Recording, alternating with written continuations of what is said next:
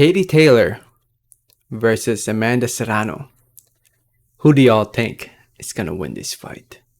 Before I get more into the video, I just want to say thank you. Thank you so much for watching. Please subscribe for more boxing and please hit that like button. It helps out the video, it helps out the channel. I'd really appreciate it. So, as we all know, or if you still don't know yet, on the 30th of April 30, 2022, Amanda Serrano and Katie Taylor will be going at it over at the Garden, Madison Square Garden, New York City, New York, USA, for all the belts in the lightweight division.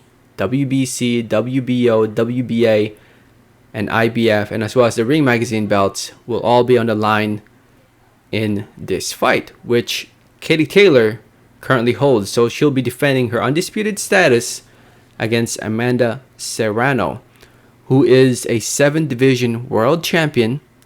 She's won a world title in 7 divisions. 7 divisions. Only one fighter has won more world titles in different weight divisions, and that's Manny Pacquiao, who's won 8 world titles in 8 different weight divisions. Both fighters, in my opinion, are top 10 pound for pound in female boxing. Arguably number 1 for both of them.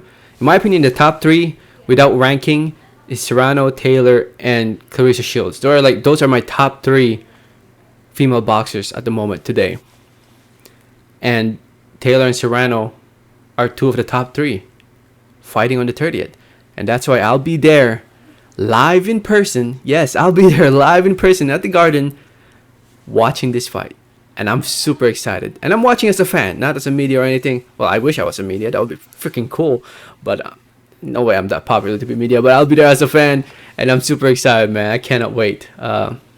Going with my wife. And it's a first event that we'll be watching live in person since COVID. For the past 2 years, we haven't been able to watch an event live in person, mainly due to COVID. Restrictions, limited amount of seats, and now that kind of COVID is dying down, I'm excited to going back inside the arenas and stadiums, and watching this fights live in person. Usually, at least once a year, I usually watch an event live in person. And I'm excited. It's my second time watching at the Garden. The first time was the one of Terrence Crawford's fight. I can't remember who he fought. I think it was Felix Diaz. I think that's the fight. That's the first time I watch an boxing event in the Garden. Anyway, this fight will be shown live on the Zone. So tune into the Zone on the 30th of April. You don't want to miss it. If you can't make it there in person at the Garden, tune into the Zone. There's still tickets available, by the way. So yeah, I'm sure come fight night it will be sold out. I'm pretty sure. I mean, we are, because it's the 7th right now as I'm making this video. So there's still some time for people to buy tickets. And yeah, when it comes to who I think will win this fight, Katie Taylor, who is undefeated, 35 years old now, 20-0, 6 wins coming by way of knockout TKO, coming up a win against Firuza Sharipova in a fight where she proved me wrong. I actually thought that fight was going to be a lot more competitive, and I thought Sharipova was going to edge it, but I was wrong. Katie Taylor outpointed her, outboxed her, and now here she is fighting Amanda Serrano, who is coming for a win against Miriam Gutierrez. Went the distance against Gutierrez, won the fight by unanimous decision. And she's fought from, like I said, from different weight divisions. If you look at her resume, there was a time where she fought at 126, where she started off her career. Then she moved up to 130, 135, and then she fought at 122, and then she went all the way down to 115. It's crazy. Can you believe she went down all the way to 115, and now she's fighting at 135, 20 pounds heavier? Crazy. And she fought at 140 also.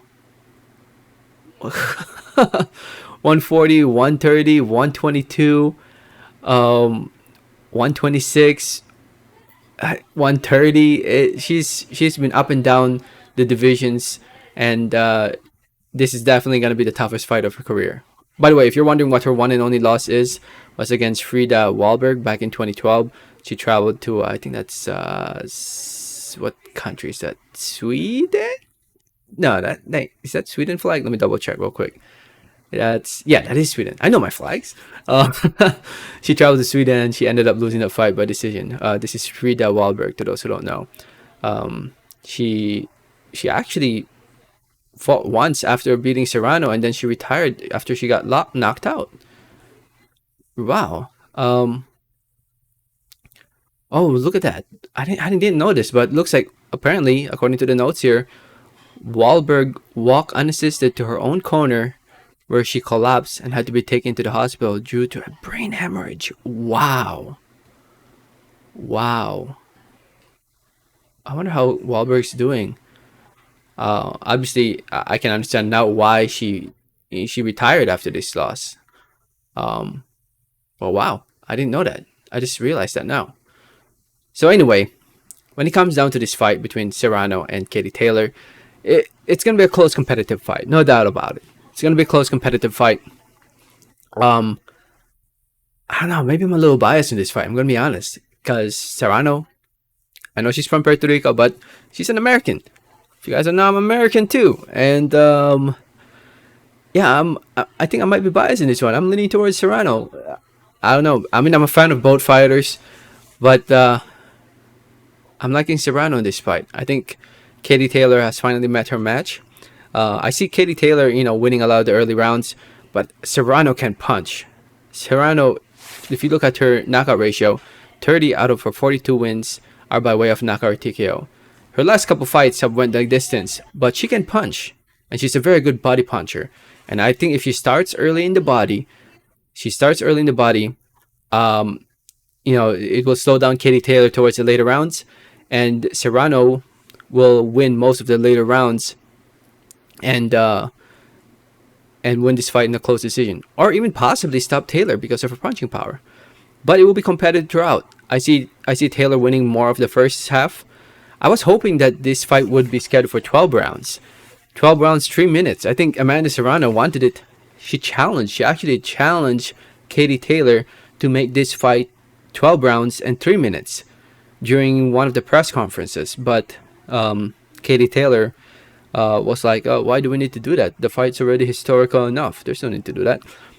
In my opinion, it would be freaking awesome. I think that would have favored Amanda Serrano a lot more, actually, if this fight was 12 rounds, 3 minutes. But, it is what it is.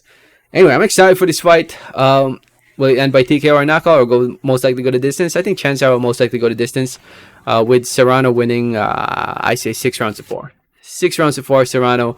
But it will be close and competitive throughout. I'm honestly just excited to go watch this event live in person. It just sucks that the Shakur Stevenson versus Oscar Valdez fight will be on the same day. That's the only thing that sucks, because that's another great fight too. But I'll be at the Garden. I'll be coming home from work.